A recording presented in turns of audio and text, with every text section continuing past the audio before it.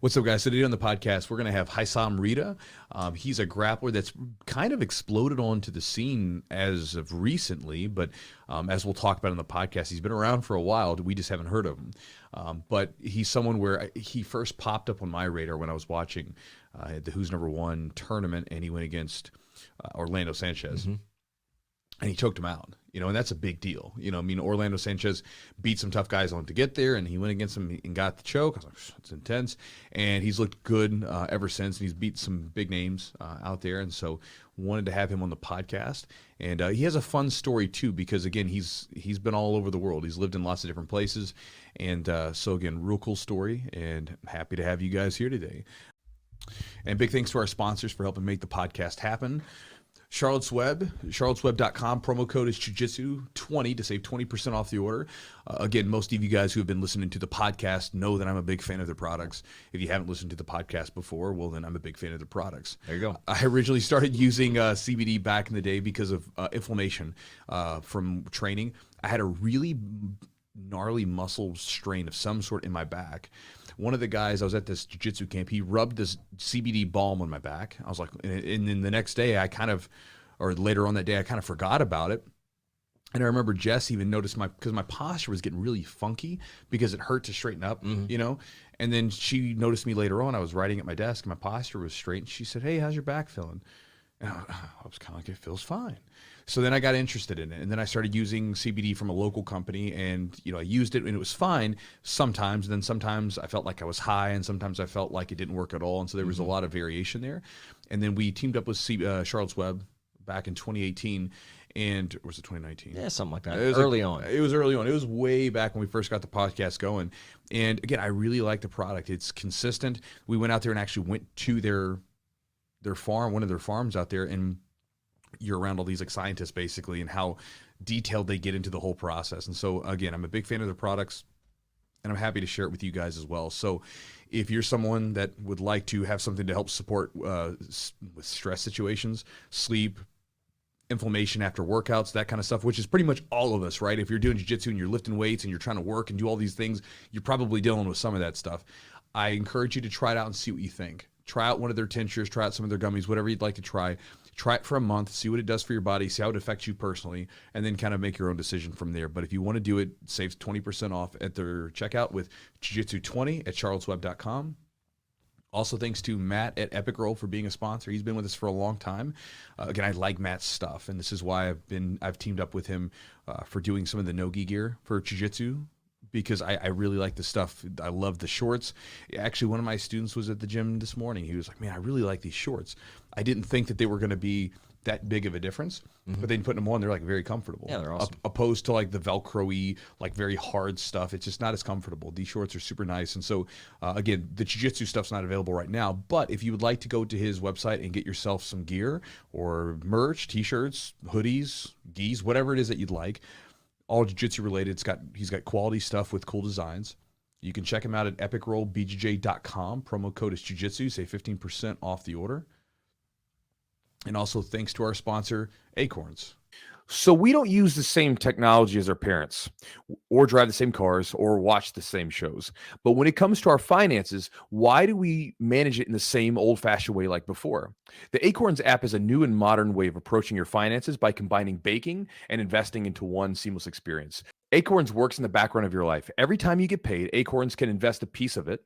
Every time you make a purchase, Acorns can set aside some of your spare change from that purchase. Then Acorns invest your spare change into portfolios that grow with time. What makes investing with Acorns so easy is that you don't need a lot of money or experience. $5 is all you need to get started. In fact, when you sign up with Acorns, going to acorns.com/jujitsu, when you invest $5, you get a $20 bonus to invest just for signing up. Again, you can do that by going to acorns.com/jujitsu. Grow your oak with Acorns.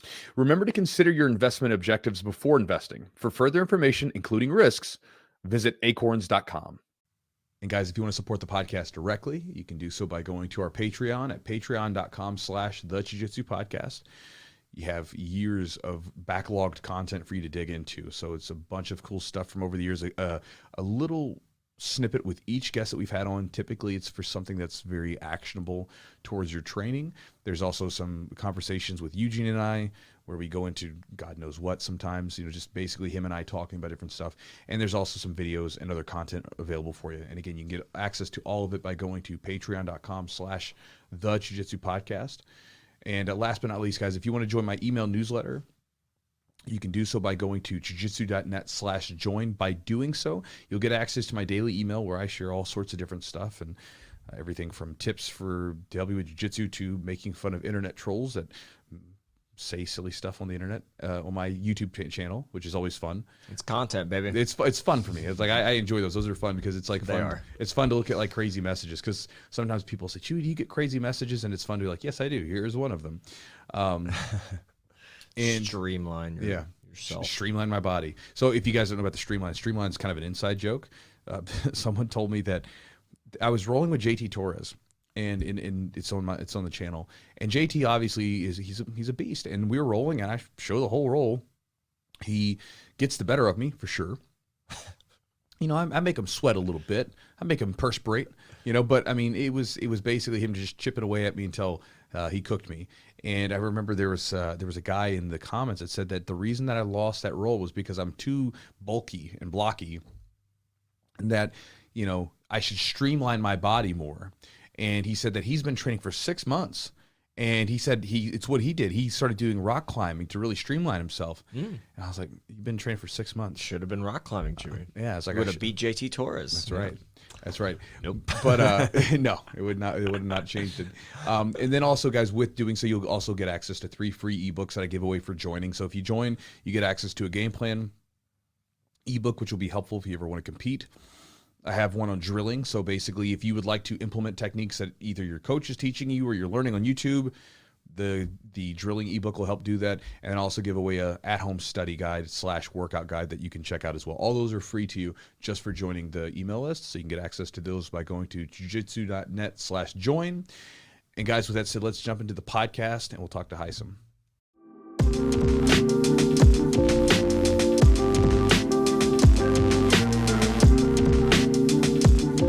Yeah, we're all set, man. I was asking Chewy. I want to know, how many languages do you speak? Oh man, so I'll start with English, one, Japanese, the Ghanaian language is a little complicated, so 3 different languages in total to that. Yeah. Okay. Yeah. So, in Africa, there's I swear, so many languages. Yeah, different dialects and stuff. So my mom's side, my dad's side, and then we have the central one, which is very common where I grew up. So in total, 5 different languages. Yeah. Wow, man. Now that was the interesting thing, bro. One of my students, we were at the trials and we were talking about you, just because you've had some big wins in the last year with Elder and also with Orlando and stuff like that, and getting these big scrambles and then jumping on their back. And we were talking about you, and he was because my student, he speaks and writes Japanese. Oh wow! And he was getting ready to go over to Japan. He was dating a Japanese woman for a while and stuff. And he was getting ready to go over to Japan to teach English, and then COVID happened, and so that kind of put it into it. But he was telling me that about you being over in Japan for a while, and I was like, I totally didn't realize that. So I'm curious because that's an interesting story to me. So where were you born originally, and then how did you end up over in Japan? So I was originally born in Accra, Ghana. That's where I'm from, where I grew up until the age of 15. Okay. So life kind of changed at the age of 15. My dad, he used to work in international countries, so he was all over the place at some point. And then at 15, right after my middle school, it's in Ghana, it's after middle school, you don't go into high school right away. It's there's a national examination where the whole country takes, and you're gonna have to wait for 6 months to get the result and stuff. So while waiting for that result, he decided to make me and my brother visit him, at the time. So when we got to Japan, that was in 2009. That was when I first moved there. The plan was to go there for a little while, but things changed quick, and somehow I had to go to high school. My brother already got into school because he was very young and he didn't need a lot of tests to get into school. So yeah, that's how we ended up in Japan in 2009. You know, it started as a vacation plan, and then it became like a very, very long extended vacation. Okay. And you're a big guy. Like, how tall are you?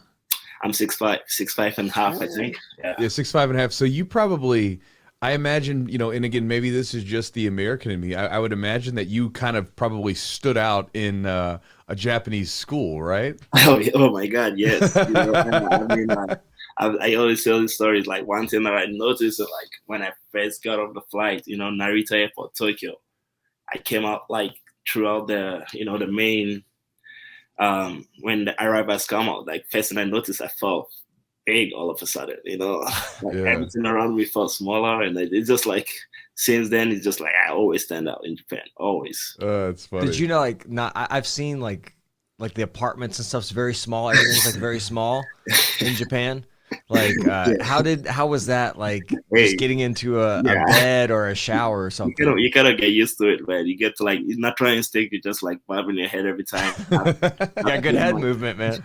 I hit my head in like the door, man. I can't even count. You know, it's just like, you know, instinct. And then you move here, everything is like way up there. I'm like, whoa, this is meant for big people. You know, like. Yeah. What was the biggest culture shock for you, like coming from Ghana to Tokyo? Like, what was the main, like, is there something you really had to get used to or very difficult to get used to? I'll say like this, like, you know, trying to fit in Japan, you know, like, because they had their ways of doing things, like, compared to, you know, Ghana and like Japan was a very, very big change for me. It's like, especially the town where we was, and like, it wasn't in Tokyo. I later moved on in Tokyo. Things were much easier there, but like, we were a little outside of Tokyo, so it's much like more of like the local people. You know, I barely met anybody who speak English. So like in Ghana, like, it was very easy to approach people. Everybody's like open, talk at table, like stuff like that. But in Japan, it was very hard, you know. And then like, especially not speaking the language was very, very hard to communicate. And I think that's one of my early motivation to like know how to say something, because without that, they wouldn't even make an effort to, you know, make that connection or talk to me. So that was like very hard in the beginning for me. Yeah.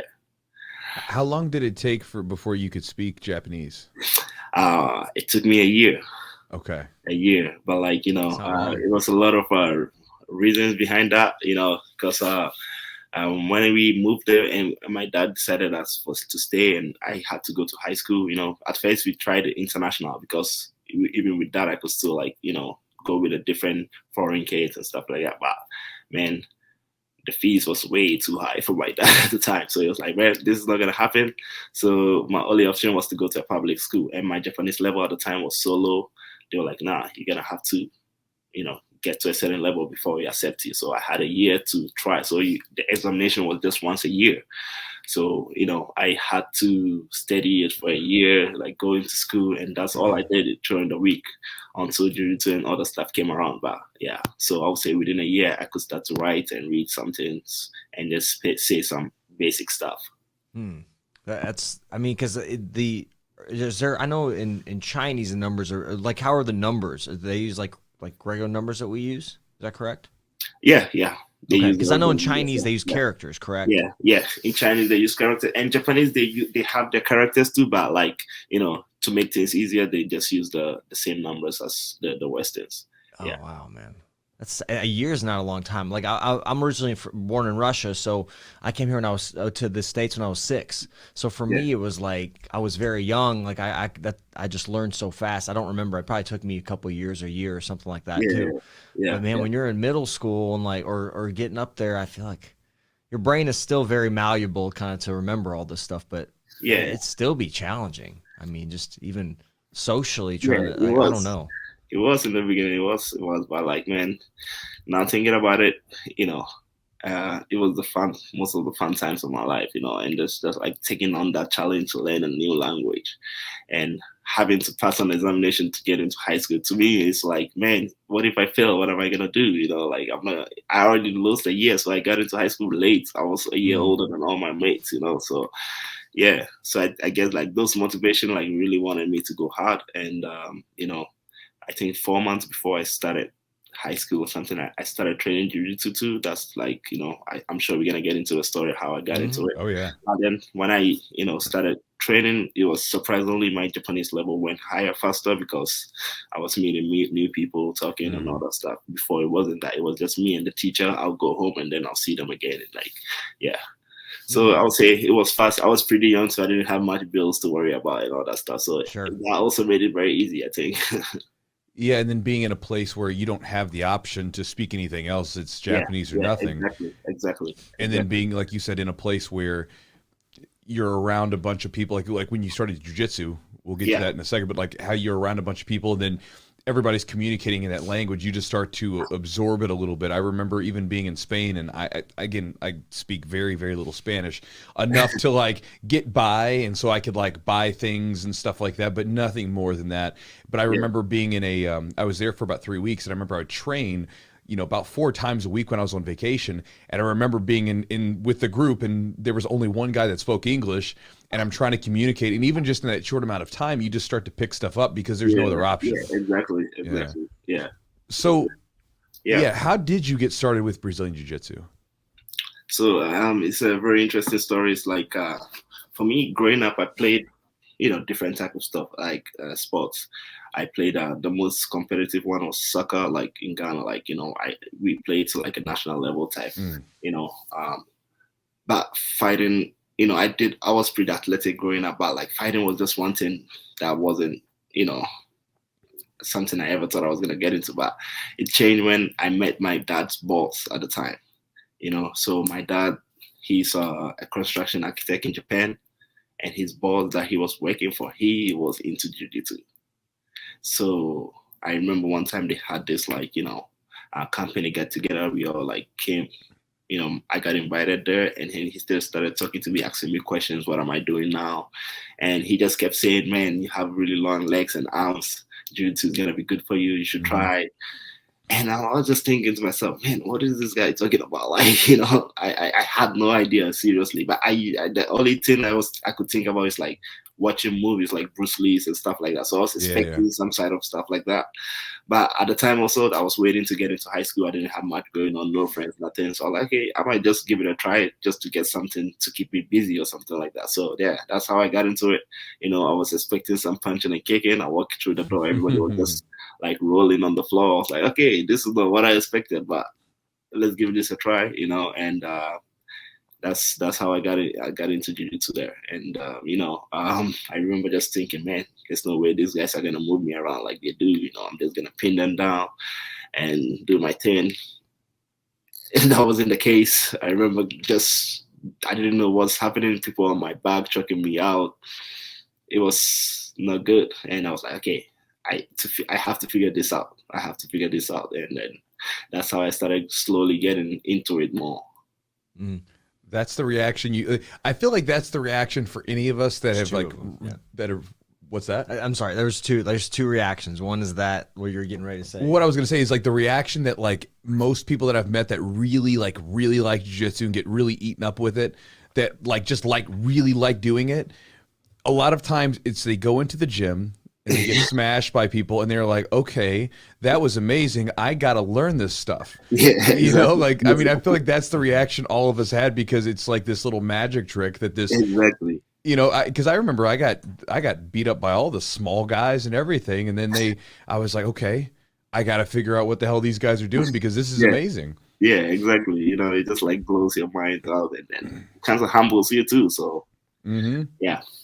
So you guys primarily trained in Japan? Is it primarily gi? Like traditionally just train the gi? Oh, yeah. Okay. It was just gi in the beginning. Like for the first 6 years of training was just gi. Yeah. What kind of besides like the intrigue of kind of getting beat up a little bit? What was the appeal to jiu-jitsu for you, and kind of why was it something that kept you interested? It's like a lot of stuff. I'm pretty competitive, so it's just like I I started training, and the one thing that motivated me to keep going was I got beat up real bad when I started, so I was like, man, I had to figure it out, like we just talked about, so I started going more, and I started getting kind of okay, like not so bad, until I competed again. And then when we competed, my first time, I went against a judo guy, and man, it was bad. He just kept throwing me for 5 minutes. For 5 minutes. And I think another person who made me like really believe that I could do jiu-jitsu was my first coach, Yamada-san. All right, Yamada-san, he was my dad's boss, and he was like since day one, I think. There was some point I didn't even want to keep doing it, but he was there to make sure that I was training and all that stuff, which I can go into deeper levels. But then, yeah. After I got beat up in my first competition, he was like, okay, why you got beat up? I'm like, nah, that guy was better than me. He said, no, you need judo. And all of a sudden, I was already thinking of quitting jiu-jitsu. Like, I just got beat up bad. Now you're telling me to go do judo, to add it into that. So, yeah. But then you just, like, figure out that you started training more. I started training. And then to me, I wanted, like, to get a win back or something like that, So even after I got into high school, I was playing other sports. It's just like something, man. And that's one thing that I started to learn about myself, in like as I mature more, is the type of person I am. I used to play a lot of team sports, but I wasn't like really like a team guy. And that was like a thing that I noticed in like in Japan, especially, when I played basketball, like when I played soccer, like I'll do my best, we do all that, and then at the end of the day, we lose or something like that. And those were like, but then the Jujitsu was in, and it was like, oh man, it was in my head, it's like, oh man, it was because this guy didn't do this. If you had a better days, we'll have won, all this sort of stuff. So like, just like, it's never you. You know what I mean? But with jiu-jitsu, it's like when you lost, it's like all of a sudden, my last loss was because I didn't have good judo. I didn't know what to do when I was standing up. The guy beat me up, and then right away I'm gonna fix it. It's kind of like on me type of thing. And I figured out that I kind of like that more than just relying on other, teammates to be on the same page to win games and stuff like that. So yeah, I think, when I learned that about myself, that made me more interested in jiu-jitsu. I started working on myself. I started learning the stuff that, I didn't know how to do, or that I thought that I needed to do, with the help of my coach to get good at it. I didn't have a clear mind. I didn't know how far I was going to go, to be honest, at that time, but I just enjoyed doing it. Or not thinking very deep about it, Yeah. What made you want to quit? Why were you thinking about quitting?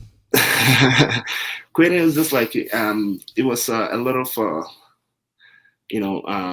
after moving to Japan, being like a teenager, you kind of like meet some different friends, and I had some, how do I call it? I can't find the right word, sorry.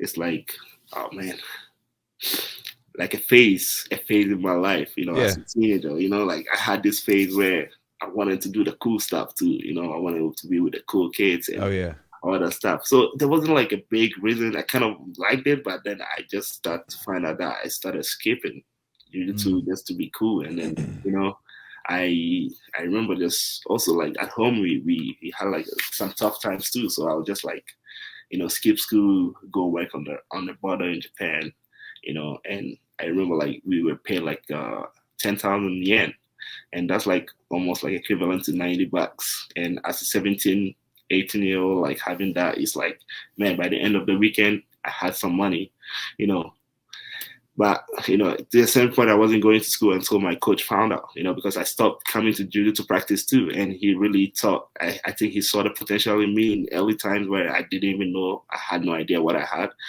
And he started getting worried, like, hey, why aren't you coming to jiu-jitsu practice? So I'll always lie to him, like, hey, I don't know, because I had basketball practice or I had soccer practice. The whole time, it was just like, I wasn't even going to school at all. I was just like working on all that stuff. So he decided to call the school, and it's funny because he was the one who realized it, I was lying to my parents. They had no idea what I was doing, and he called the school to ask them to let me leave practice early so I can come train Jujitsu too.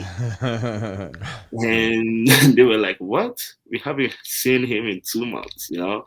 Wow. So, and actually, I think that's when things really, really changed for me, you know, because he wanted to get to the bottom of the problem. He got really, really mad at me, and he started talking to me, and it's like, okay, why are you doing this? I said, oh, I wanted money. My parents, I wasn't getting enough money, blah, blah, blah.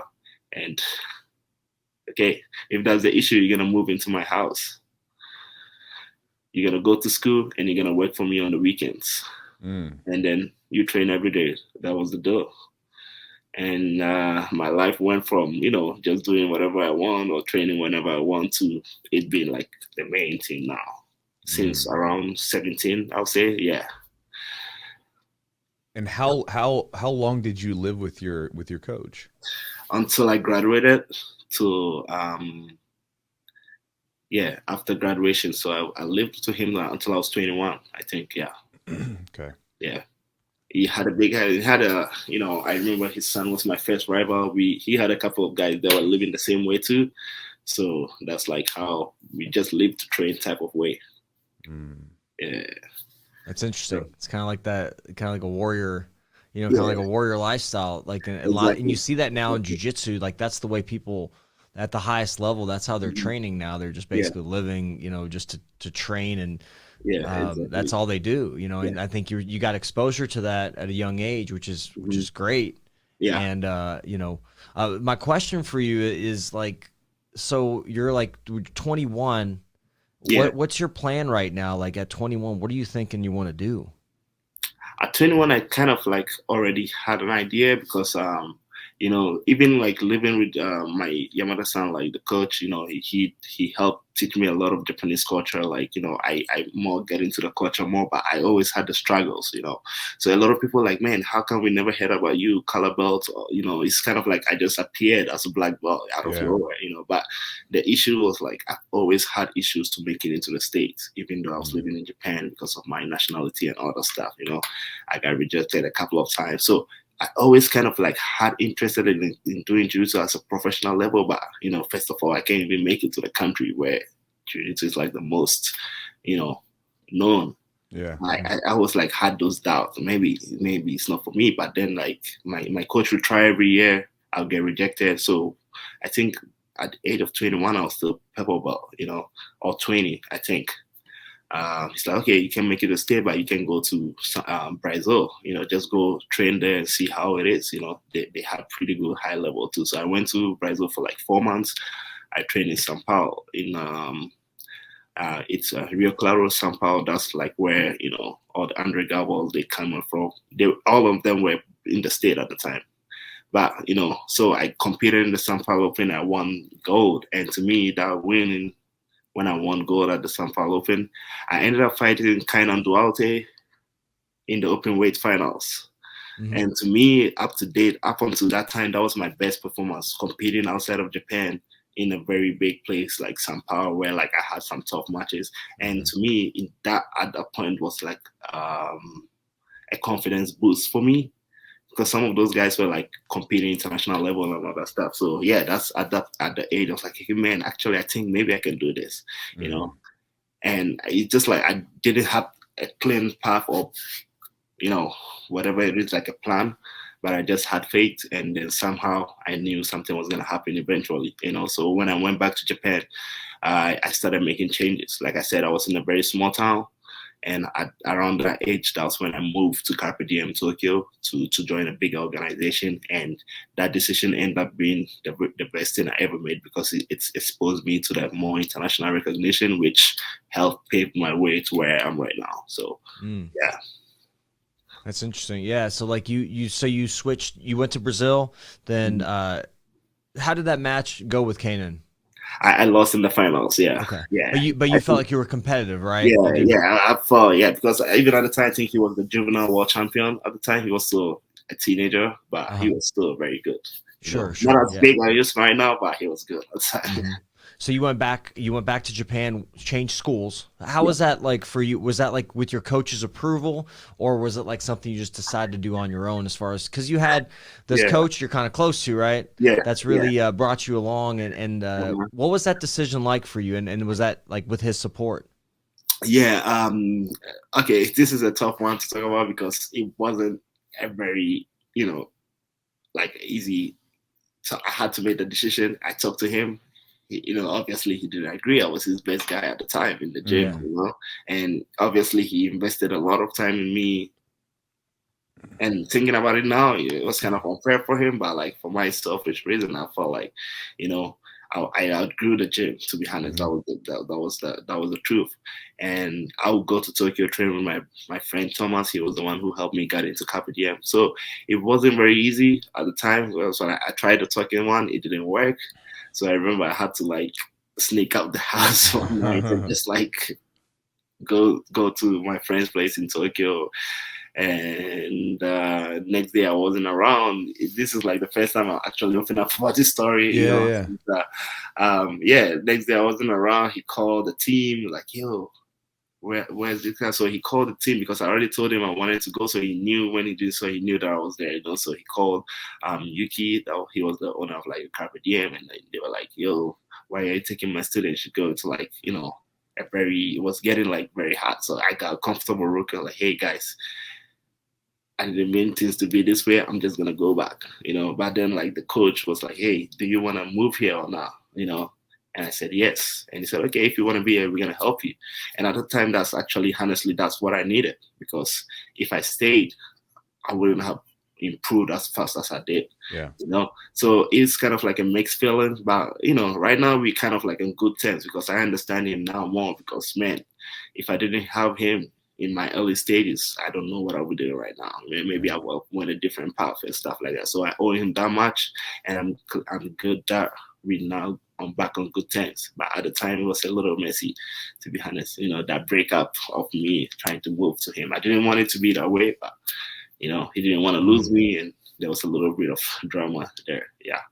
Yeah, it's something where it's an unfortunate situation, but I mean, we do this all the time. I mean, if you think about even like there's a lot of grapplers out there that are like big names now that started with small gyms in small cities. Like I think Goval started with a smaller gym and then eventually moved to a big gym and then, sort of went from there. And, even me, like I remember I started at a gym and I told him that I was thinking about leaving my old coach, and he basically got really upset with me. So I had to sneak into our gym at night. I had the keys to it, and I had like a little locker of stuff that was my stuff. And I was like, because I was leaving, and he wasn't really happy about it. And I tried to do whatever. I was like, went and grabbed my stuff, and I was like, I'm gonna get out of here. And I remember I got a really nasty message on my phone afterwards about it, and it's all good now, of course.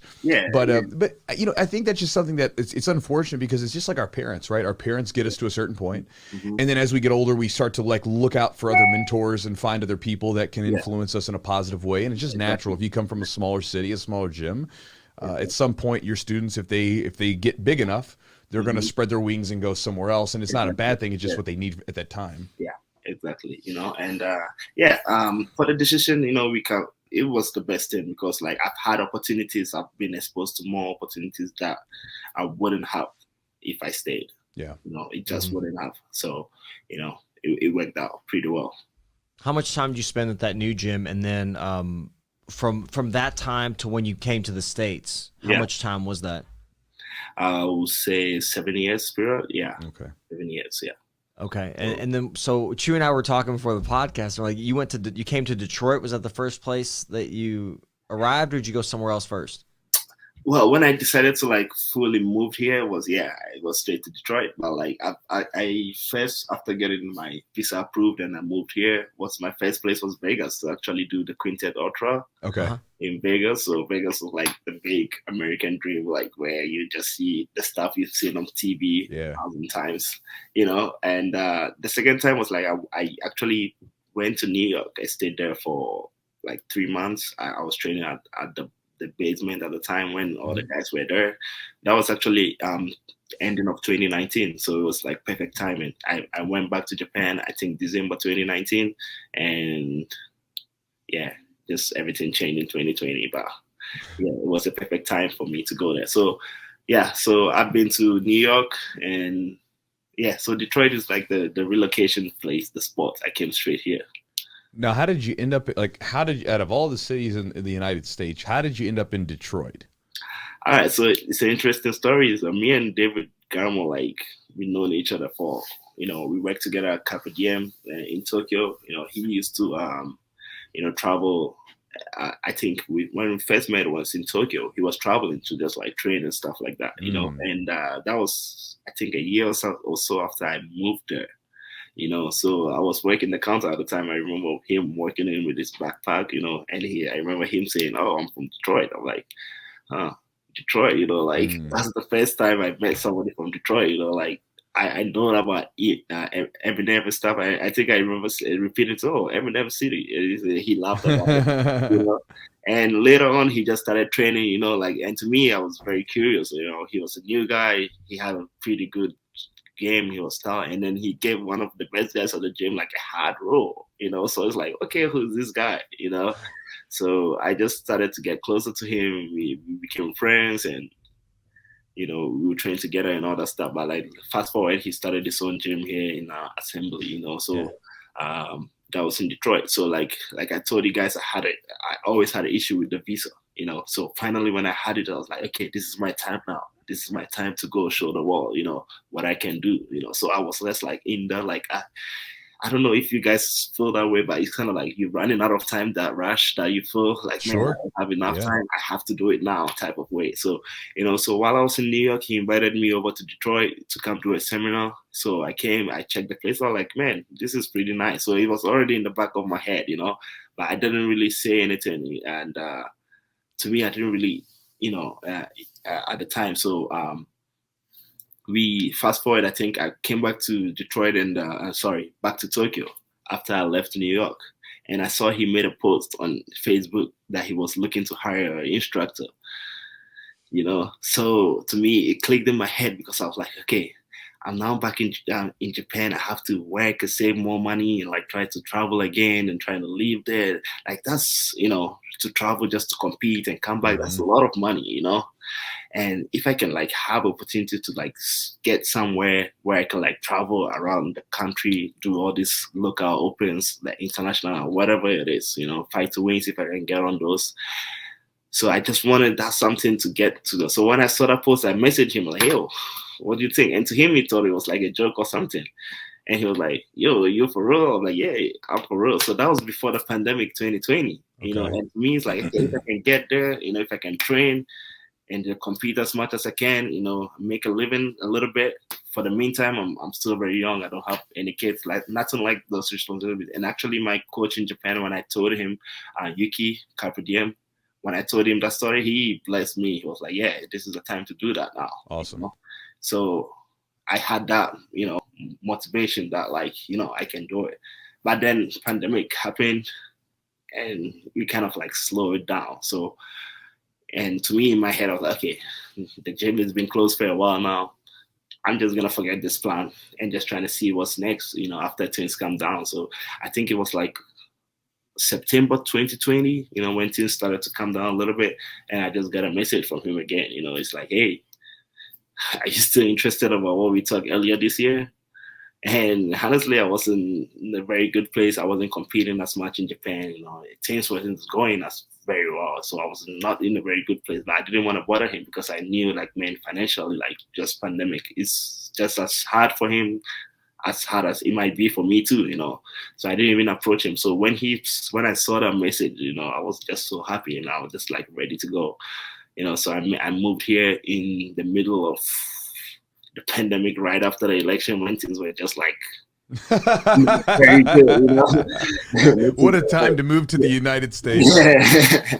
When things were not like the best, like a lot of people were like, like, man, why are you gonna go now? Why can't you wait? But I just like, no, it's now, And I think actually the timing thinking about it now, the timing was really good, even though at the time it didn't seem that way. It really worked in my favor, because I moved here in November 2020. So I would say that's how I ended up here. It's because knowing David and meeting him in Japan, working together, having that trust.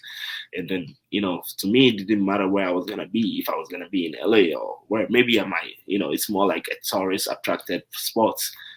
But I'm going to be spending most of my time in the gym if I want to be on the level where I am right now. So it didn't matter to me, and also I see it as something, as an opportunity to do something special, because, LA is LA, it's like a Jiu-Jitsu Mecca now. Austin is taking over. If you can do something in the Midwest, and show to the world, I feel like it'll be something cool because it hasn't been done yet. And then I like the challenge of that. Yeah, Detroit's not really, just we were thinking about like Detroit's not really known for a big jiu-jitsu scene, and yeah, then, exactly. Yeah, and you guys are out there, and we had David on the podcast too, and he's a great dude, a very very fun competitor to watch as well.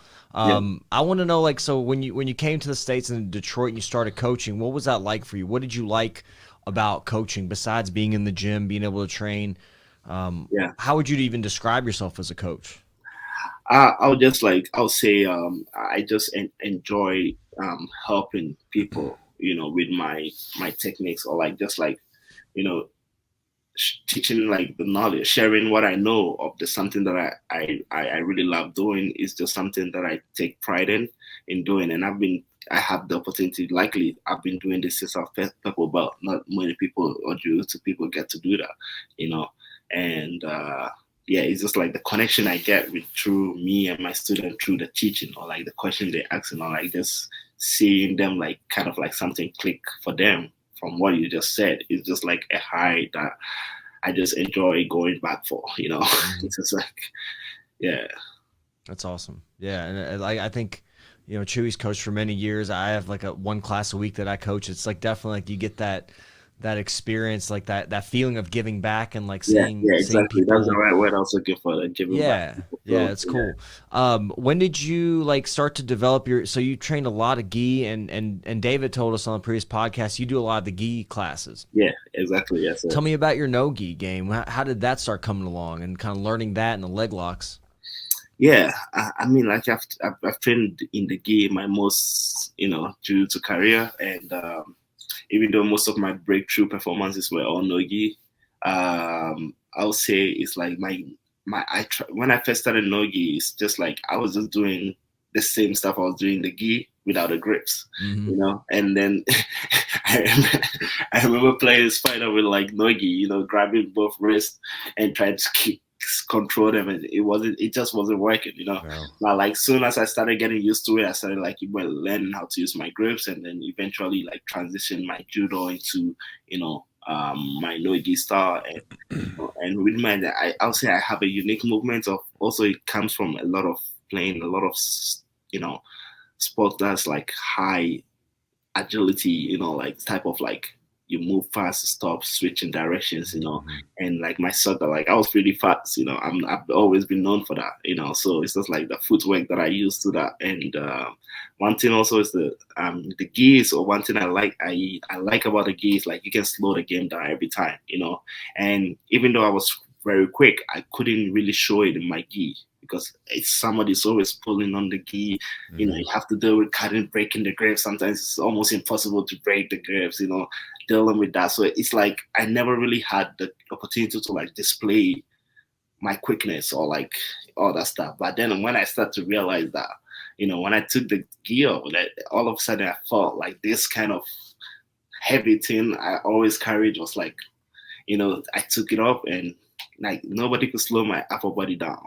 So now I can like actually like mix my speed with the techniques, and you can tell when I get in the scramble, I'm always trying to be over my opponent, and that's one big difference. It's like, I get to display my speed, my athleticism more in the Nogi scene than in the gi. Yeah.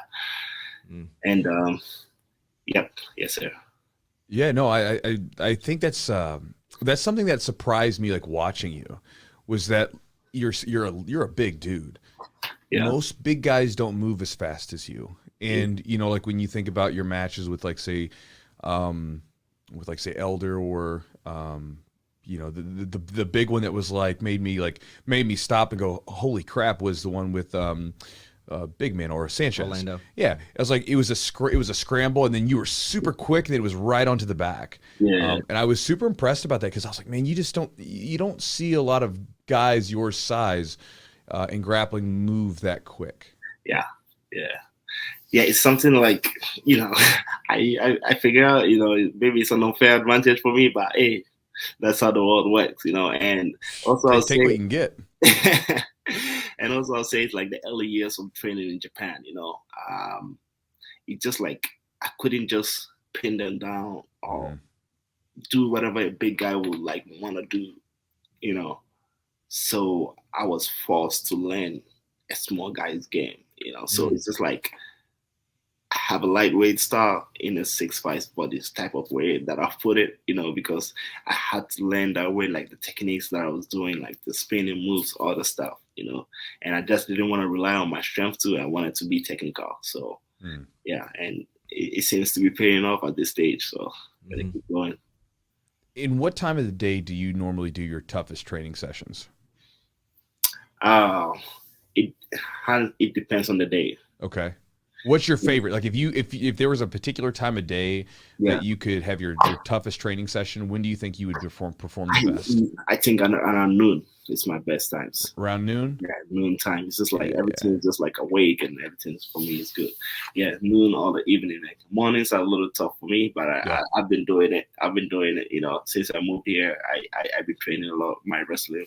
Like Jake Herbert, he's an Olympic wrestler, and that's one thing I'm very thankful for. I didn't even know before I moved here was the wrestling here is really, really good. I didn't expect that, you know. So and the only time I can catch him is like 6 a.m. in the morning. So you know, I wrestle like twice a week, sometimes Monday and Fridays, and 6 a.m. And I still show up and do the work, but you know, I like the noon times better. Is that like the part of your game you feel like you're working on the most right now? Yeah, I've been working on it the most, you know, like it's unfortunate for my situation and like, you know, I couldn't do the trials or anything like that. But, you know, I know wrestling is becoming a big thing about, you know, especially the Nogi side. So, yeah, I've been working a lot of it. You know, I haven't really showed it yet, but I've been working a lot of it. Yeah, you showed a little bit in Fight to Win. I mean, Elder's a pretty good wrestler. Yeah. So I mean, even like, you know, not being taken down or even like, you know, you took his back pretty quick, right? So that was off of a takedown, I think, attempt possibly. He takedown attempt, which, you know, I sprawl really well. I stopped it and then, you know, sprint to the back before he could like react. It was quick. It was very fast. I was like, wow. It was. He's very tough. You know, he's probably one of the best brown belts out there. Yeah. I saw the opening. I was like, okay, I gotta take it. Was that like, what would you say was like a breakout for you? Is that maybe one of the matches? Is there a match you can think about like that kind of opened it up for you now? Like you're getting more matches, more notoriety. Was there a match that you had that kind of stands out? God, this one was like more kind of like, I think people just finally, I kind of like, okay, maybe, you know, he's the guy type of way, because, you know, when I first got on, who's number one, I wasn't very satisfied with my performance. So it was like, maybe just, then I came in, I was supposed to go against Keenan. Keenan dropped out like a week before. Then I went against his students, who was a black belt too. And I think I beat within 36 seconds, but I feel like people were still not convinced, you know. Then somehow got invited to the championship, who's number one championship. And then I beat Orlando. Like, I think I raised some eyebrows. I took third place in that competition. And then, you know, going against the Elder, and he was coming off a big win, you know. He was, and to me, I don't know, now I'm a little bit of like feel like, oh, I was celebrated or something like that, thinking of that. But I'm like, you know, heading into the fight, I don't really pay attention to the betting odds or all that stuff, you know. But for whatever reason, I kind of saw it, and I'm like, man, you know, like, I think it was like minus 300 to plus 175, and like, man, like, to me, you were the underdog. Yeah, I was the underdog, and really low. Like, whoa, man, like I put on some exciting performance on this stage. I always win them. And my only loss in that time is against Tim Springs, and he happens to be the heavyweight champion right now. Yeah. I feel like I deserve more respect than what I was getting at the time. So I was already fired up. I was like, okay, I gotta make a statement today. I gotta make something happen. So it was just like all that pressure going into the fight. That's like, I just let it out at the end, Yeah. So, yeah, that's what I'll say. So I'll say after this win, I've been getting more like recognition. I've been, people have been reaching out, and my goal, like I said, is just trying to get a title this year. This is one of my main goals, So I'm going after whoever it is. If it's gonna be for the heavyweights or the light heavyweights, I want something. It took me a while to get here, so I'm not taking it for granted. Did you? What did you say after you won? Are you not entertained? Hey, I was saying that to the odd makers or who makes that. Yeah. Hey, but sometimes that's like, you kind of put a stamp on it, like you prove a point and you really let them know. I mean, because exactly. Tim Spriggs is one of those guys too that wasn't getting a lot of respect for quite a while. Yeah. And we've talked to him before, and he was kind of under the radar, and he was winning stuff. He's winning worlds, and exactly. He's in the same, but now he's finally getting recognition. But it was one of those things, man. You were kind of under the radar a little bit. Yeah, exactly. Yeah. Why couldn't you do? You said something about why couldn't you do ADCC? For the nationality reason, I'm not a citizen of the state, so so you're not allowed to. I see. That's actually how we got talking about him, because I was like, because I saw David competing, and I was like, "Where's Haisam?" I was like, "Where is he?" And in my stupid stuff, well, he's not a U.S. citizen, so therefore you can't do the U.S. trials. So where is your nationality slash citizenship? So my nationality is Ghana, and I'm supposed to do the European trials if I could. Anything. European trials. Is that still coming up? Yeah, European trials still coming up. Yeah. Okay. So you're gonna try to make it back. The problem right now is not even about the trials. It's just like I can leave the country too right now with my visa thing, So it's just like I'm just kind of stuck here right now. So yeah, we'll see how this goes though. Keep getting matches, keep winning, maybe you get invited. Yeah, fingers crossed. That's I'm hoping for that. To be honest, I'm hoping for that because that's the only thing right now. Yeah, is that what you're looking at? Or is there? You said you want kind of heavyweight title. Do you want that like in fight to win, or not fight to win, but who's number one? Yeah, I want to know who's number one. Yeah, and I think that's gonna be very huge for me to get some sort of title, And obviously, like Nogi Worlds, those are gonna be goals for 2022. And I feel like last year was like a preview year for me, Now I'm kind of like getting used to it and kind of understanding the game more, how it's played here, how I can use my physical abilities to my own advantage. So I feel like this year I'm gonna make a lot of statements. I know what to expect, and I'm gonna come after everybody. That's the plan. Yeah, I'm excited to see it because, like you said, a lot of us, we never had the chance to, like a lot of these guys, we saw them coming up, from purple and brown and black belt and stuff like that. So we knew who they were when they made it to black belt. With you, it was like all of a sudden, like if we watched the quintet, we saw that. And then all of a sudden in like 2021, it was like, who is this dude that's just like, he's, choking people out and giving people a good run. And so it'll be interesting to see, because there really is something to competing at, like, I understand, this, like competing at certain levels. It's like getting used to competing at that level with those types of people, and those types of rules and everything else. Exactly. And I feel like, just like getting close to, that type of people too can change a lot. Yes. Because like living in Japan, it's always like, I kind of had to believe, I'm like, man, these guys look just like some sort of, untouchable. But then you get closer and you're like, oh man, look at him. He's just right next to me, man. They're human. Yeah, they're human. Why do what they're doing? You start talking to them and then you just kind of start feeling more comfortable, like confident around those areas instead of like being nervous, like, oh, maybe I don't belong here and stuff, So I think that's like very huge for me, getting that exposure. Well, right. Well, then you go out and you compete against some of them, and you beat them, or like give them a good run. You're able to like make them work hard and stuff. Exactly. And then it starts to get into your head. You might have this belief, but now you have the evidence to back it up and say, okay, maybe like things are coming together. Maybe I'm right about this. Yeah, exactly. You're very right about that. Is there something about competition that maybe you struggle with? Is it like, do you get very nervous, or how do you deal with like maybe competing or a big event, or even like a preparation for something that, is there like, for me personally, I would get nervous. Like I feel like I just mentally in my own head, that's the struggle for me, is in my mind. Yeah. Like what was that for you? What was like kind of something you maybe struggle with or have to overcome to kind of be at your best? Yeah, I mean, like for me, I'll say it's like sometimes I deal with a lot. Not sometimes, most of the time, it's like pressure. I just feel the pressure because like coming from Japan, like a lot of expectation already before I moved here. And it's like I used to dominate a lot in Japan, and like I kind of sometimes too, it's just like self-imposed pressure where it's like, okay, I did this in Japan, can I do this again here, or something like that. So, and of course, like. This nerves where I go, but like now I can handle all those emotions, all those feelings better, and early stages I'll get so nervous that I'll end up perform because like all I'm thinking about like, oh, what my opponent is gonna do to me, or not what I could do, or like what I'm capable of doing, or like believing the work that I put in.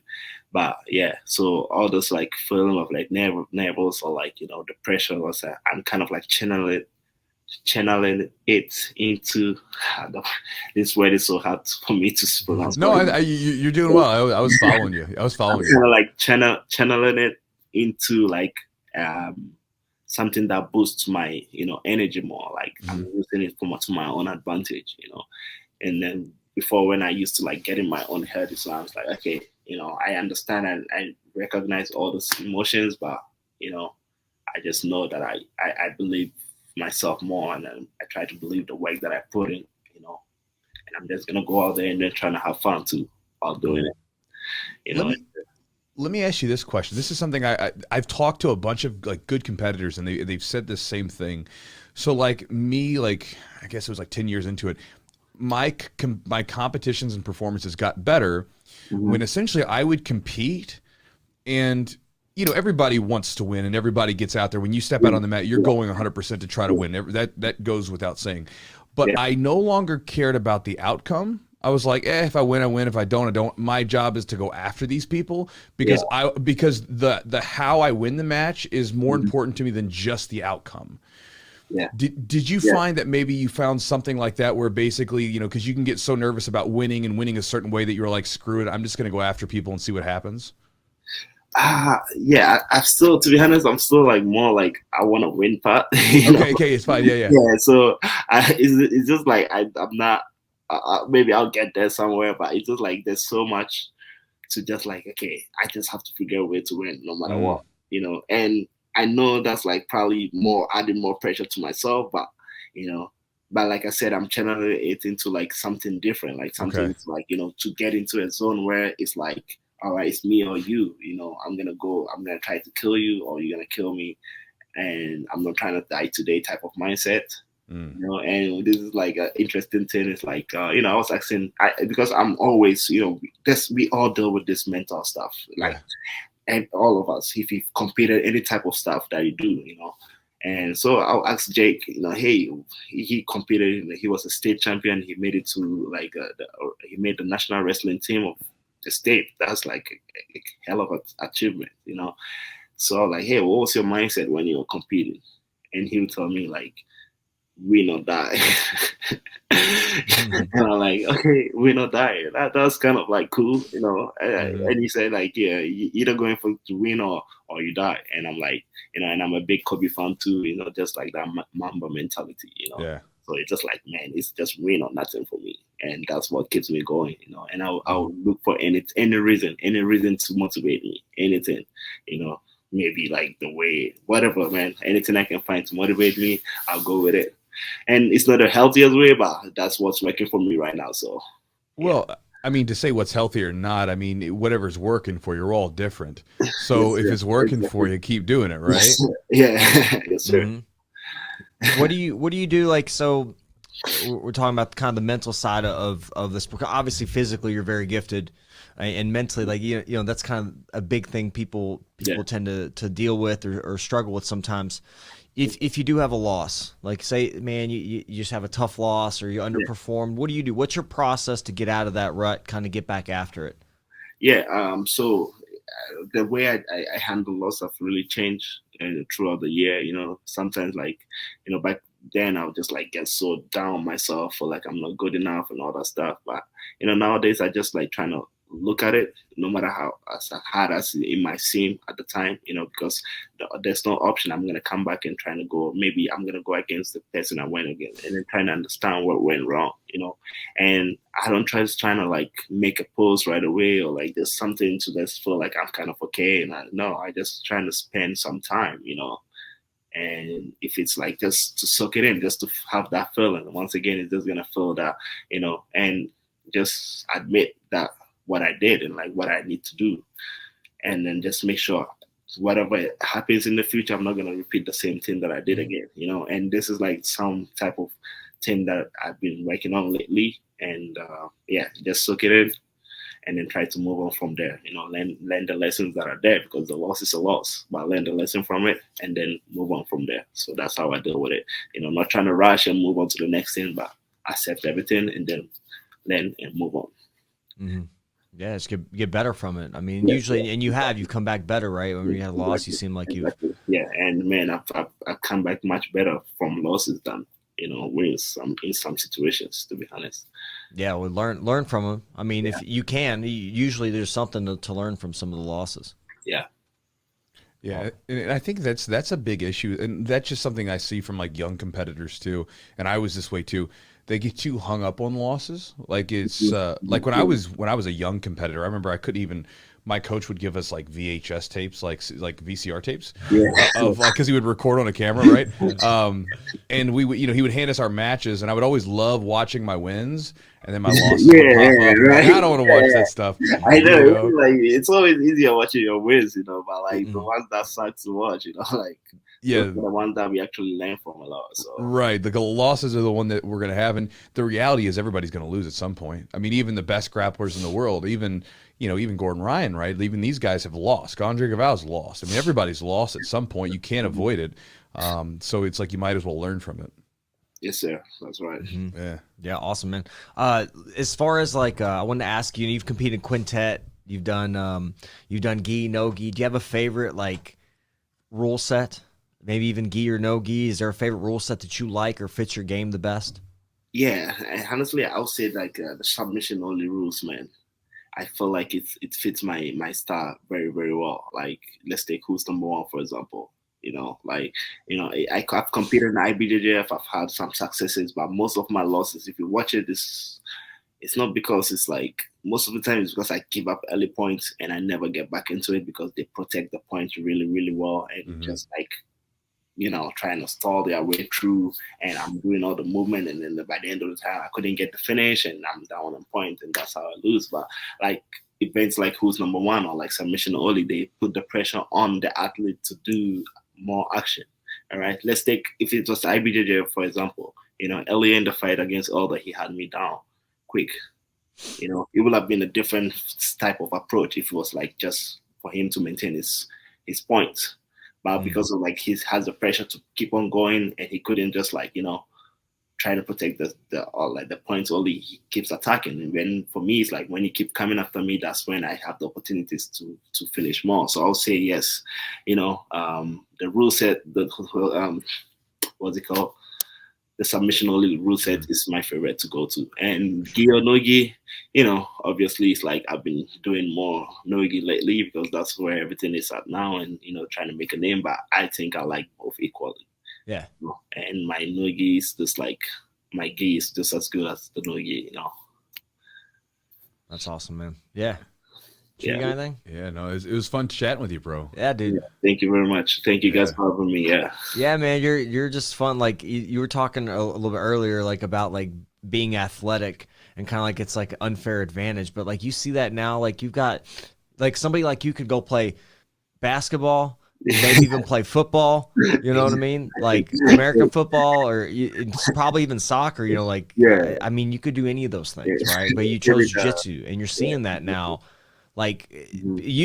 people used to say, oh, well, being strong doesn't matter, being athletic doesn't matter. It's all about technique, man. Now everybody's got technique. So what? Yeah, yeah. If you have Exactly. equal technique, what's the difference, right? Yeah, exactly. And you got to use that.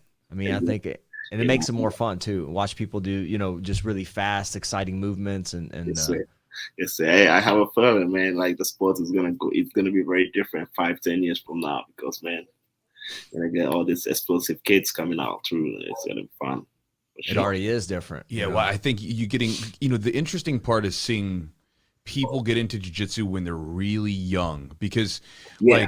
I mean, I started wrestling when I was like 14 and then got into jiu-jitsu when I was 18. But like some of these kids are starting like when they're barely out of diapers and they're training. And you think about that because like they've done studies on the brain and the brain is it makes the changes are so much more rapid when you're young. And then think about that, like if you're a kid, you don't care about girls, you don't have any responsibility, I mean nothing. All you like you're just like if all of a sudden if you've got a kid who takes to jiu-jitsu like they take to a video game or something, I mean that kid's going to be unstoppable in 10-20 years when he becomes like an adult, and then all of a sudden like he gets strength. We got proof like the Ritual brothers. Like this kid's been training since when? Oh, they were little kids. We had the Bertolo brothers. Yeah. We had They're 5 or we had Cade. we had Cade on, and he was like, I mean, he was tiny. And then there's the kid Abate, Cole Abate. Yeah. He just had his purple belt adult match. And Oh my god. Yeah, it's just crazy, and like they're already like 16 but have like 10+ years of experience. Like it's like, I remember seeing like the Real Taylor brothers when I was in Japan. They came for the Hickson Gracie Cup one time, and they were so tiny. They just like smashed all the kids in Japan, and it was like cool to see them like doing what they're doing, and it's cool, the interesting thing. They could smash adults, and that's the problem. Yes. I mean, it's like they're like 12, 14, probably smash adults. I mean, it's like they got I mean, little kids are so resilient. They're never, they're hardly ever injured.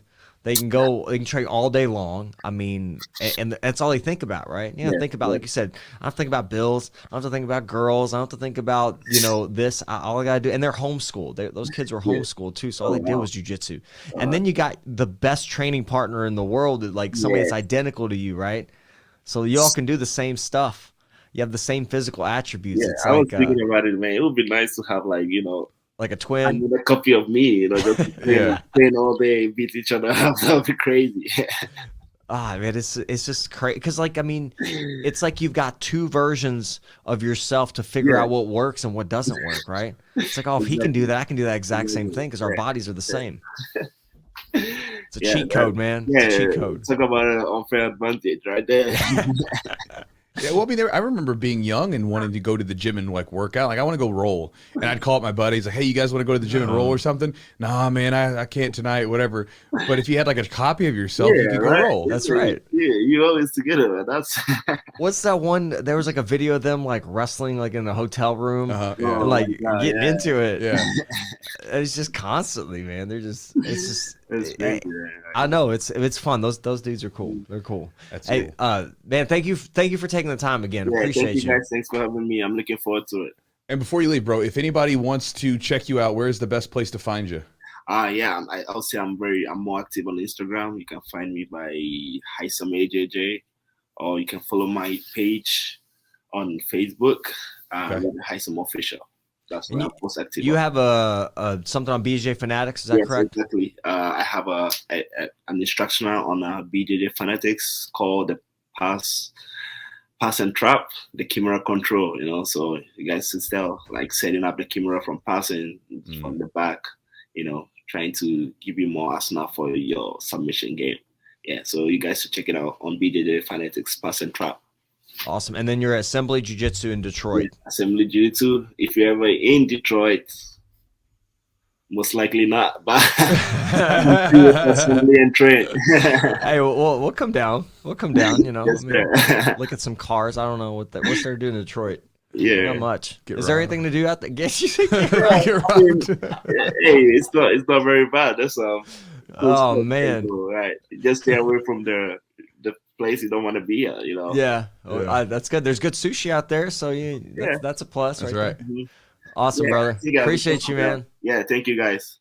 All right, guys. So hope you enjoyed the podcast. If any of you guys are listening from Detroit, I'm sorry. I was having fun. Detroit. Yeah, I was just messing with you. I don't know anything. I've never been to Detroit. I have a friend of mine who's from Detroit. And he wherever he's from in Detroit, he says it's a beautiful place.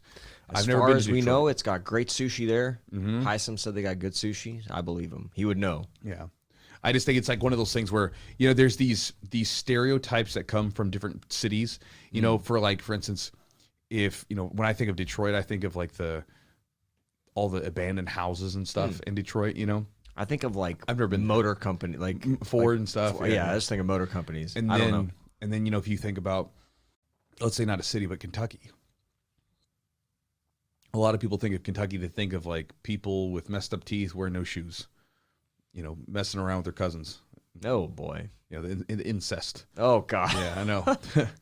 Which is not really true. And I mean, there are certain parts of Kentucky where it gets a little rowdy, but Chewy's not gonna be welcome anywhere. Well, I mean, I'm from Kentucky. I'm saying it. Like I remember my buddy in California, Sam. He was training out in California. He's a jiu-jitsu guy. I met him on an internet forum, and he was just randomly doing this trip across country. Yeah. And I told him he could stay with us, and so he stayed with me at my house. And I remember when he and I first started talking way back in the day. I remember him like making a joke, like, "Oh, do you guys even wear shoes there?" I was like, "Of course." Sometimes. And and I remember like taking him to some different places, and he's looking around. He's like, "Oh man, this is like an actual city." It is. Because he was so used to like just because you don't know anything about Kentucky if you're from like the West Coast at the time. And Kentucky's awesome. There's some cool spots. Good stuff. Louisville's a fun place. Louisville's great. And there's a couple spots in Kentucky that are cool. There are some parts that are not cool. There's some parts that I would not like to go to. But nonetheless, that's just an apology in case anybody was like, "Hey, Chewy, wait a second. Don't talk bad about Detroit. I'm from Detroit." I'm not trying to. I was just messing around. They've got, I was going to say I didn't mention it, but Garmo's got a great mustache. That dude, his mustache game is on point. He does have on point. Does have a good mustache. So, yeah. Anyway, David Garmo. Love your mustache, buddy. Yeah. And so, guys, again, if you guys enjoyed the podcast, then thank you guys for being here with us this week. I don't know why I said it that way, because if you're listening to this, you probably enjoyed the podcast. Because God, I don't know why you would keep listening to something you don't enjoy. Sometimes people will listen to stuff just so they can hate on it. Do you see people they'll do that? Really? Yeah, people sure. do that. Why would people listen to a podcast or something and they give negative reviews or people listen? You have people that watch your YouTube channel, and they give you thumbs down. But I guarantee they don't actually watch the whole video, because for instance, a lot of them don't anyway. Because sometimes I would get thumbs down or people giving nasty messages, and then it would be something that if they had watched the whole video, would have quickly been explained. Or sometimes the headline. It gets people all riled up. They'll see the headline and they'll comment before they actually watch the video. And so those people are you're just... You know what I had? This is one video. I really don't care. On my videos, on my channel, I really don't care about thumbs down. If it's, you got to comment something. They don't even do thumbs down anymore.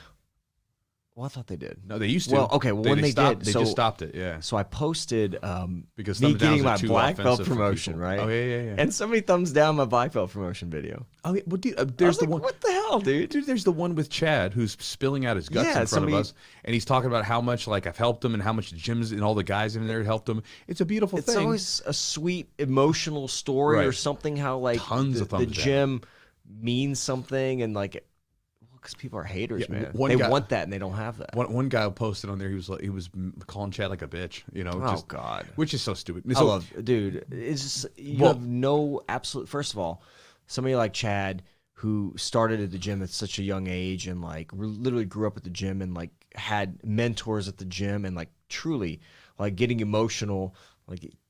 If you don't like that or appreciate that in some way, there's something wrong with you. You're the one that's getting thumbs down. Well, the reality is that most of the time when people do something like that, it's a projection. It is, yeah. Because it's for instance, to call Chad someone or to call you something, they don't even know you. Right. So in order for basically for them to make fun of you, they're just projecting on you something that's within them. And this is something for you guys listening. I mean, if someone makes fun of you or talks trash or whatever, if they don't know you, because most people they don't know you that when they do it, that's going to be simply a projection in them. So if it's coming from them, it's something that has to do with them. It has nothing to do with you. That's true. And so when you realize that, when you actually take that advice and you actually believe it and ingrain it kind of really get meaning to it, that thumbs down stuff doesn't mean anything. No, it does. I mean, I don't. You can't care about this stuff. And here's another thing too, like with those kinds of people, fuck them. Like those, I mean, those. I don't. And again, I don't like to cuss. I don't cuss very often. But like with that, it's a total F-bomb, because like those kinds of people, those are the kind of people you wouldn't want to be around anyway. You know what I mean? Like I wouldn't want to hang around with that person, so I really don't care what their opinion is. Now, if it's someone that's very close to me, their opinion matters, right? Like your opinion, that would matter. If you came up to me and said, Chewy, something was a little weird about this thing, whatever, I would listen because you have a valuable opinion to me. But some random like turd burger on the internet, I don't care about them. Turds. Like, you know, again, it's just one of those things. And it's just, there's a myriad of reasons, but typically it's you know, it's this thing when you really think about it. Like we grow up as little kids, right? And then like, what do little kids do? They start to like mess around with their boundaries and they see what they have control over. And sometimes they'll say the most gnarly stuff because they haven't been completely socialized yet. You know, because we have to condition them. We have to like, hey, listen, you can't say these things. Like, right? So there's this condition that goes on, but also it's like, hey, what do I have control over? Ooh, I said something and I had control over that, right? I said something and made them go, ooh, whatever. I have control over that. Mm-hmm. And so you see that where it's like, the more and more I think about, like, humans, we're just like big giant babies as we grow up. You know, it's like, because, you know, we spend our time as adults or as kids, right? We spend our time like going to our parents and going to people looking for like, give us a boost of self-esteem, right? Like you go to your parents, oh, you did a good job, Johnny. Look at you. You did what you're supposed to do. And we yearn for that. We yearn for that validation and that self-esteem. Look at me, right? And then when we become older, we do it in different ways. Hey, look at this cool car I got. Look at this nice house. And look at me. I'm doing this thing. I just won this big medal or whatever. And so we just chase the self-esteem bug in a different way. Mm-hmm. You know, some of it can be very productive, you know, but there's still an issue there. But I feel like in some cases when you're talking about people that are being nasty, I feel like sometimes it's like you have people that are completely out of control of anything in their lives. So it's like they're one way of, I'm gonna show them. You step on, or you try to make yourself better or feel better by putting somebody down. I think like that's a conversation that I think you have with little kids. Like I had that conversation with my son. I was like, dude, if you're like his sister would like, you know, I don't know, something that he would like, haha, you didn't get this thing. Yeah, of course. And I was like, if you're doing that to make her feel bad, to make yourself feel better, like, dude, you're just gonna be miserable. Right. And I told him that as a 6-year-old, and I think he got it. Like, because I was like, dude, that's like, you find that like these, it's not even pieces of wisdom. It's just like, just almost like, I don't know, like life rules, I think. Like, because that shit never works. Like, you're never going to be, if you put somebody down to make yourself feel better, after it's all said and done, after the smoke clears, you're going to be miserable. Temporary, but there's a temporary boost of it, right? There is. And so, and this is, again, the whole thing where people, so there are ways, like, so people are always trying to achieve a little bit higher self-esteem or even superiority within their group, in their community, right? We're all trying to do that in some way. Right? And we do this from different means. Now, there's some people that do it in the productive way of like, all right, I'm going to make myself better so that I'm a more valuable person to everybody around me. Therefore, I can achieve a higher place in the order of things, right? Sure. Well, then there's other people that instead of bringing themselves up, they try to tear people down. So this way they can become higher than them by tearing someone else down. Exactly. Right? And you see this through people where, you know, through name calling and stuff like that, and through thumbs downing or thumbs down, or even trying to label people with like some really like nasty sort of term, you know, like which has become the thing, right? Like instead of actually talking to someone, and if you have a different idea, you just try to label them with a particular term that's nasty in society today. Sure, you say you basically do this. You go, well, if you're not this, then you have to be this. Exactly. That's not true. Right. If I don't like this thing that you're doing, that doesn't mean I'm automatically this other negative thing. Right. It could be I'm someone that just differs. I have a different opinion or a different view, right? And I think like having ability to sit back, you know, we talked to Haisam on the podcast. You lost, man. You had a tough match. You lost. What do? Well, I think about what happened. I sit back and I don't say, oh, this person sucks anyways, or try to take them down. What happened? What is my responsibility here? What do I have control of, and what can I do? And I think you have to take time to do that regardless. Yeah, agreed. So, guys, little rant there. We're always going. I mean, this is the gems that come with the podcast. So, hope you guys enjoyed the podcast. Again, if you want to support the podcast, you can do so by checking out some of our sponsors. Charlotte's Web, charlottesweb.com. Promo code is Jiu-Jitsu 20 to save 20% off in the order. Again, guys, I personally use the CBD product myself. I really like it. It makes a massive difference for me personally. And again, it's all different because it's not FDA approved and you can't say certain things, but I can just tell you that with my stress, it helps manage the stress in my life. As someone that's like working, training, and just going, it definitely does that.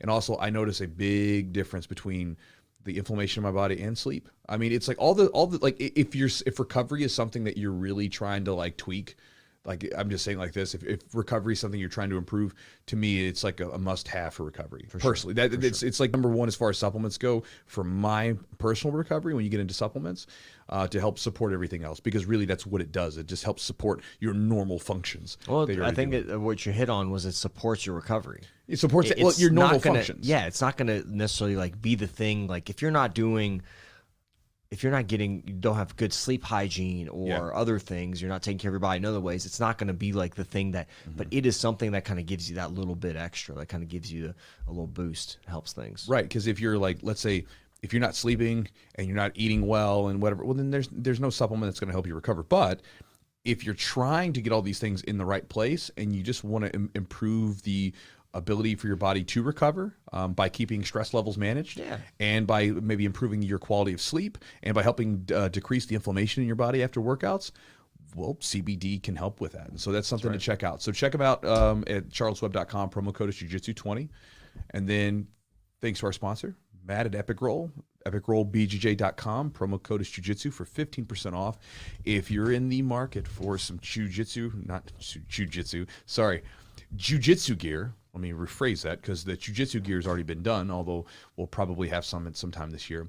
But Jiu-Jitsu gear, hoodies, rash guard, shorts, the whole thing, everything. We both have hoodies on right now. I've got their hoodie. I like their hoodies. I do too. I like it. You got a zip up? I got a zip up. I got the pullover.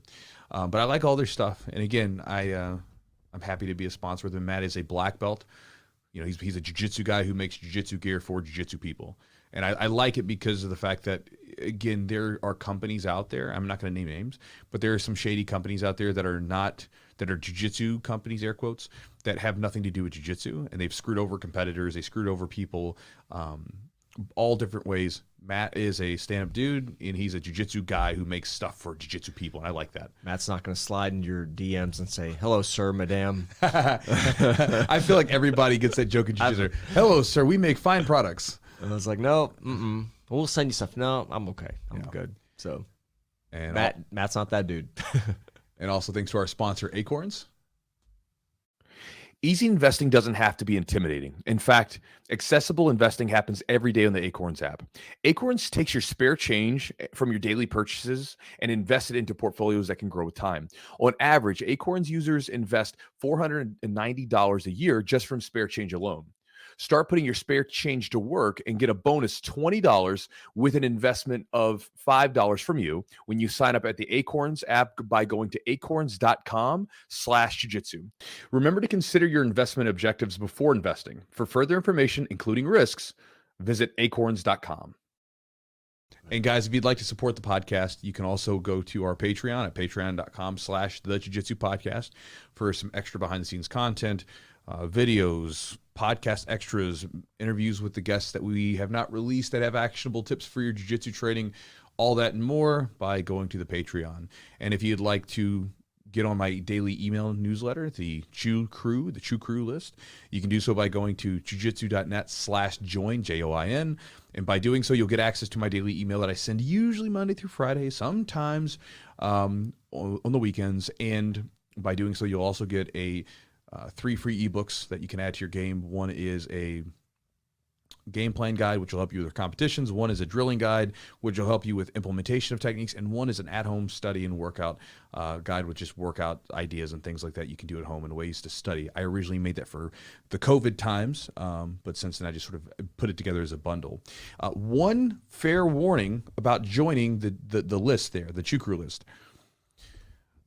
Well, because this happened last week. I'm going to say things sometimes that you are probably not going to agree with. Okay? I probably do this on this podcast, right? If you are someone who cannot put together a reasonable conversation and talk out ideas without being upset and angry and flipping out on someone, please don't join my list. just don't, right? Just like go somewhere else on the internet. Just don't bother me.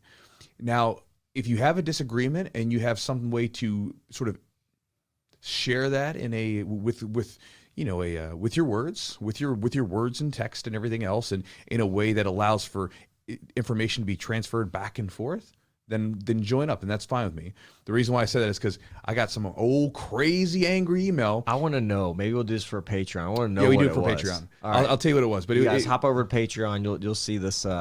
We'll get this up. I want to get the details on this. But again, if you join, just be willing to be open to ideas. And again, if I say something you don't like, that's cool, because if you and I sit down long enough, we're not going to agree on everything, right? But again, if there's something I disagree with that you would like to share with me, that's okay. Just make sure you do so in a way that is